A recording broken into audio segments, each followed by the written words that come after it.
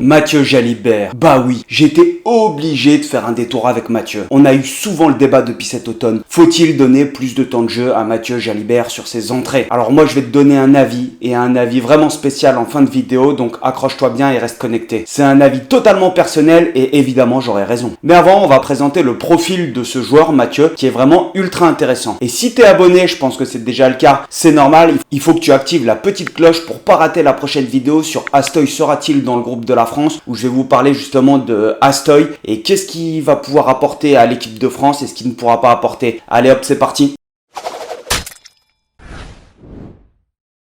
Mathieu Jalibert, il est né en 1998 à Nouméa, c'est le fils d'un militaire. C'est le capitaine des Crabos en 2015-2016, il va se qualifier avec son équipe jusqu'en finale du championnat de France Crabos, qui va malheureusement perdre. Et il commence à jouer avec les espoirs très jeunes, à 18 ans, il commence à jouer avec les espoirs. Pourquoi est-ce que c'est important? Puisque la différence physique entre un jeune homme de 17 qui va avoir 18 ans et des espoirs qui à l'époque étaient en moins de 23 ans, dont certains qui embrayent avec les pros, vous imaginez que 5 ans de développement physique et de musculation à cet âge-là, c'est énorme. Donc ça veut dire que Mathieu Jalibert, il n'a pas un physique hors norme, c'est pas un démolisseur, mais ça veut dire qu'il compense avec d'autres qualités. Et comme tout joueur au-dessus dans sa catégorie, il se fait repérer par Sébastien Piqueronis, qui était le sélectionneur des moins de 20 français, et il va connaître ses premières sélections en France jeune en U20, c'est-à-dire qu'il est passé à travers les radars en U16 et U18, mais il est rattrapé en U20. Et ouais, c'est les joueurs où personne croit forcément en eux quand ils sont jeunes. Ils participent pas à toutes ces sélections, à toutes ces phases de sélection, et bam, à un moment, ils crèvent les écrans. Et je pense que c'est très difficile quand tu es 10, parce que tu as des grosses responsabilités sur le jeu, et tu es un perfectionniste. Quand tu joues sur des postes charnières, tu dois être un perfectionniste. Et tu veux que tout fonctionne, tu es très exigeant avec les autres, mais tu es exigeant également envers toi. Il faut être dans le souci du détail quand tu es sur des postes comme ça. Et je pense que quand tu es pas sélectionné en catégorie jeune sur ces postes 9-10 alors que tu es ultra exigeant avec toi, ça doit être assez dur à encaisser psychologiquement. Et ça doit même être frustrant. Mais ça peut aussi être le carburant pour que tu progresses. C'est-à-dire que t'as pas été repéré et tu dis Nick, moi je vais prouver à tout le monde que je suis meilleur. Et du coup, cette rage, cette frustration que tu as de pas avoir été sélectionné en catégorie jeune, tu vas la mettre dans ta capacité d'entraînement. Et franchement, quand je regarde Mathieu Jalibert, j'ai l'impression d'avoir un revanchard. T'as l'impression de voir quelqu'un qui prend sa revanche sur tout. Un mec à qui on n'a pas fait de cadeau et qui se construit avec un gros mental. Alors, le joueur en lui-même, je commence par une chose dont on ne parle pas assez peut-être chez Mathieu, c'est son jeu au pied. Il a un jeu au pied précis et ça, je pense qu'on le doit en partie à Christophe Furios quand il est passé à l'UBB. C'est une des premières choses qu'on met en place quand on arrive dans un club ou qu'on récupère une équipe, c'est l'occupation du terrain et les zones dans lesquelles on joue ou on doit jouer au pied. Coïncidence ou pas, moi j'ai découvert que Mathieu Jalibert, il était précis au pied quand il y a Christophe Furios qui est arrivé la première saison où il a été à Bordeaux. Et je pense pas que ça soit un hasard. C'est un attaquant hors pair. Il a des qualités d'appui et d'esquive qui sont à mes yeux, je pense que ça fait partie des meilleurs 10 sur le circuit international, sur ses qualités d'évitement et sur la faculté qu'il a de gagner des duels. Ce que j'adore chez lui, c'est son sidestep. Ah non, veuillez me pardonner cet anglicisme, parce que je reçois quelques commentaires qui me disent d'arrêter de regarder les vidéos parce que j'utilise des termes anglais. L'avantage, c'est que s'ils ont arrêté de regarder les vidéos, je peux les utiliser maintenant. Alors mettez-moi un petit pouce bleu pour m'encourager et me donner de la force. Et bien ce que j'adore chez Mathieu, c'est ce que je vais appeler son sidestep. Ce petit appui latéral qui va te permettre d'éliminer des défenseurs avec ou sans vitesse. Et l'autre chose que je trouve impressionnante chez lui sur sa qualité d'appui, ça va être sa fréquence d'appui. C'est-à-dire qu'il a cette faculté de faire des tout petits pas, d'aller vite en faisant des petits pas. Pourquoi est-ce que c'est utile? Eh bien ça te permet de garder une vitesse constante dans tes changements de direction. Si tu fais des grands pas, et ben quand tu es en suspension et quand tu es en l'air, tu peux pas changer de direction. Alors que quand tu as une fréquence d'appui qui est plus élevée, ça va te permettre de réagir et de changer de direction plus facilement sans perdre ta vitesse. Et donc il a cette capacité à identifier un intervalle avec une vitesse élevée et l'attaquer tout en conservant cette vitesse. Donc il a ce fameux sidestep qui te permet, même quand il a pas trop de vitesse, de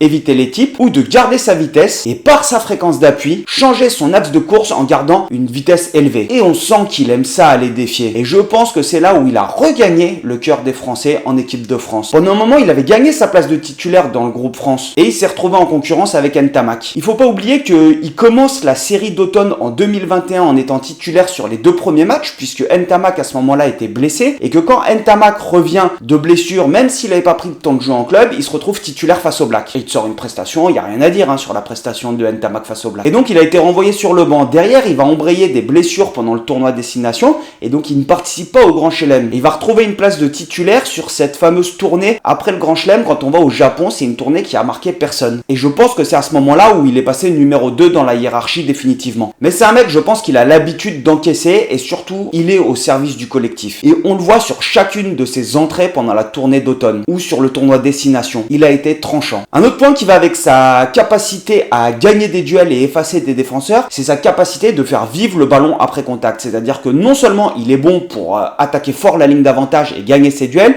mais il est capable de t'ouvrir des intervalles pour ses partenaires. Donc au-delà des qualités athlétiques, quand même, le super pouvoir pour moi de Jalibert, ça va être cette capacité à assurer de la continuité une fois qu'il a déclenché et gagné son duel. C'est indispensable dans le rugby moderne et on s'aperçoit que les offloads, les passes après contact, sont souvent la clé pour avoir des franchissements. Et il semble capable de franchir sur chacune de ses prises de balles. Et quand on le regarde, on a même l'impression que lui aussi, il a envie de franchir sur toutes ses prises de balles. Et ça paraît presque paradoxal quand on voit son poste. Il est ouvreur. Si le 10 fait pas de passe, comment ils font les arrières pour briller? À mon avis, c'est un joueur qui a déjà dû être essayé pas mal de fois au centre ou à l'arrière, mais je pense que sa défense individuelle, elle lui permet pas d'exceller sur ce poste. Quand tu joues au centre, il faut que tu sois un roc en défense. En effet, sa fiabilité défensive, elle est inversement proportionnelle à ses qualités offensives. C'est un point faible chez Mathieu. Là où Ntamak, il a cette fiabilité défensive, Jalibert, il l'a quand même un peu moins. Mais toi, dans ton club de rugby, ton 10, il plaque? Il y en a certains qui vont me dire, ouais, le nôtre, c'est un sécateur, c'est une machine à cartouches. Alors déjà, ça, je pense que c'est pas tout le monde, et je vais te poser la deuxième question. Est-ce que tu as déjà joué avec un 10 porte de saloon? C'est obligatoire. Si tu as déjà joué au rugby, tu as déjà joué avec un 10 qui plaque pas. Excellent en attaque, mais aux abonnés absents en défense. Le mec, quand il y a son vis-à-vis qui vient, il dit glisse, glisse, glisse, prends. Alors Jalibert, on peut pas dire que ça soit un abonné absent en défense quand même. Mais simplement, c'est pas son point fort. Quand tu réfléchis en tant qu'entraîneur, tu connais les points forts de tes joueurs et les points faibles. Tu essaies de trouver des solutions pour limiter l'impact des points faibles de tes joueurs et mettre le joueur dans une situation confortable pour qu'il puisse s'exprimer en attaque. La capacité de lecture chez un ouvreur, c'est une qualité qui est indispensable. Il touche beaucoup de ballons et doit faire des choix en permanence. Et les meilleurs choix en un minimum de temps avec une énorme pression. Alors peut-être que Jalibert, c'était pas son point fort avant, mais moi je trouve que sur ces 3 dernières années, il a énormément progressé sur sa capacité analytique à faire des bons choix. Et quand tu vois l'essai de Penaud contre l'Australie, il y a tout le travail de Penaud où il va marquer tout seul, évidemment, mais il y a cette capacité de lecture de Jalibert qui t'envoie une sautée de 25 mètres, qui t'envoie une triple sautée après avoir agressé la ligne d'avantage parce que Penaud est démarqué. Et donc il a développé, je pense, cette capacité de lecture. Et ouais, quand on regarde l'action, il remonte un ballon du 3e rideau. Il effectue un magnifique sidestep. Derrière, il a la lucidité de lire le jeu, il envoie une passe de 25 mètres pour Penaud. Et si on reprend le débat entre Jalibert et Ntamak à l'ouverture, pour moi, c'est une super chose qu'on ait des débats comme ça en France. On a 2 10 de classe internationale et 3 avec Astoy. Il y a un profil plus froid avec Ntamak et un puncher avec Jalibert. Et j'ai cette impression, c'est que le staff, il utilise le profil des joueurs pour être le plus performant possible. Romain, il semble très à l'aise dans la gestion de match et il a même été critiqué cet automne pour le peu de jeu de l'équipe de France et je pense que lui aussi, Ntamak,